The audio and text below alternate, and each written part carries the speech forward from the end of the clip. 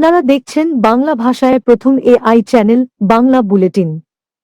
আমি AI anchor নয়ন তারা। লেখাপড়ার দিন শেষ, কষ্ট করে বছরের পর বছর পড়াশোনা করা কিংবা অভিজ্ঞতা সঞ্চয় করার আর প্রয়োজন নেই।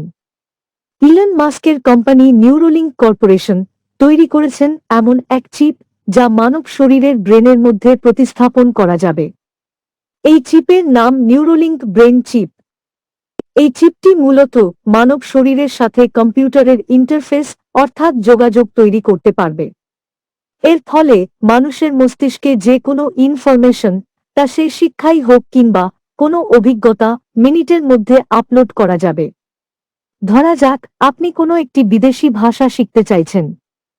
সেই ভাষাটি শিখতে হয়তো 6 মাস থেকে 1 বছর সময় লাগতে পারে, কিন্তু এই নিউরোলিঙ্ক চিপ যদি ব্রেনে লাগানো থাকে, কম্পিউটারের মাধ্যমে কয়েক মিনিটের মধ্যেই সমস্ত ইনফরমেশন আপলোড করে আপনাকে এই ভাষাটি শিখিয়ে দেওয়া যাবে।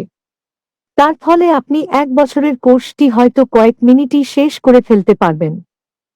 বর্তমান বিশ্বে এআই নিয়ে মাতামাতির শেষ নেই, কিন্তু নিউরোলিঙ্ক ব্রেন চিপের মাধ্যমে যে কোনো মানুষকে দিয়ে এআই এর মতো কাজ করানো যেতে পারে, অর্থাৎ ভবিষ্যতে হয়তো প্রত্যেকটা মানুষই কম্পিউটারের মতো কাজ করবে। শুধু তাই নয়, এই পদ্ধতিতে অনেক রোগ নিরাময়ও সম্ভব হবে।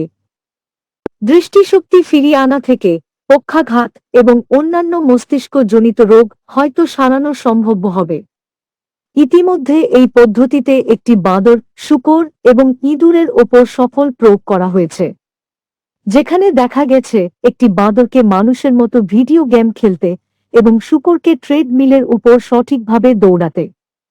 ইলন মাস্কের এই কোম্পানি পশু পক্ষীর উপর এই পদ্ধতি সফল প্রয়োগের পর মানব শরীরে উপর পরীক্ষার অনুমতি পেয়ে গেছে।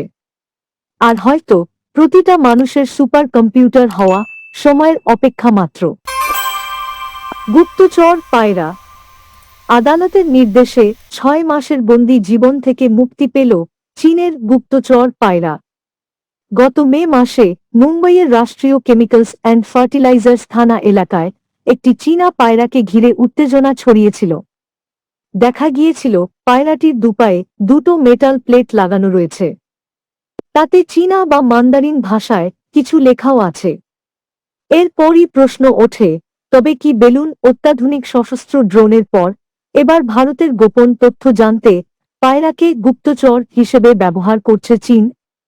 মেটাল প্লেটে কিছু সিগন্যাল, ছবি রিসিভ করার ব্যবস্থাও নজরে আসে তদন্তকারীদের।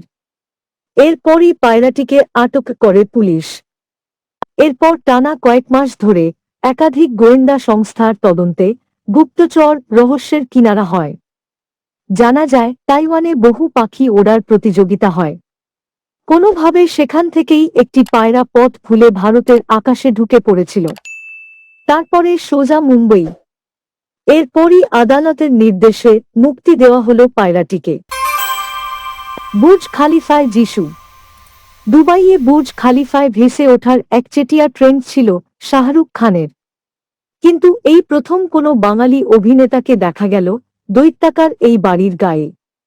তিনি যিশু সেনগুপ্ত।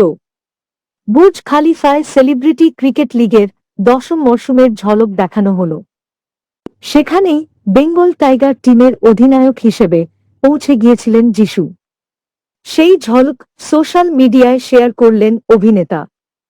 যিশুর অনুরাগীরা উচ্ছ্বাসে ফেটে পড়লেন। বাংলা এবং বাঙালিরা গর্বিত যিশু সেনগুপ্তকে নিয়ে।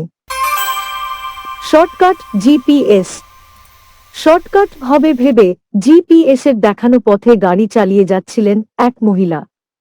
তারপরই বিপত্তি। গিয়ে পড়লেন খাদের ওপর ঝুলন্ত ঝরঝরে একটি কাঠের সেতুর মাঝখানে, যেখানে না আছে এগোনোর উপায়, না পিছনোর জায়গা। তার উপর কাঠের ফাঁকে আটকে গেল সাদা রঙের হোন্ডা সেডান গাড়িটির চাকা। প্রাণ বাঁচাতে রীতিমতো চিৎকার শুরু করে দেন মহিলা। শেষমেশ উদ্ধারকারী দল এসে ট্র্যাক্টরের সাহায্যে তুলে আনল মালকিন সমেত গাড়ি। থাইল্যান্ডের উইয়াংথং ব্রিজের ওপরে এই ঘটনা ঘটেছে গত মাসেই। প্রযুক্তির ওপর চোখ বন্ধ করে ভরসা করলে কখনো কখনো মহা বিপদেও পড়তে হতে পারে। এই ঘটনা তার জ্বলন্ত উদাহরণ। আমাদের সব খবর সবার আগে পাওয়ার জন্য দয়া করে চ্যানেলটি সাবস্ক্রাইব, লাইক ও শেয়ার করুন। সবশেষে বেল আইকনটি টিপুন প্রত্যেকটি পোস্টের নোটিফিকেশন পাওয়ার জন্য। ধন্যবাদ।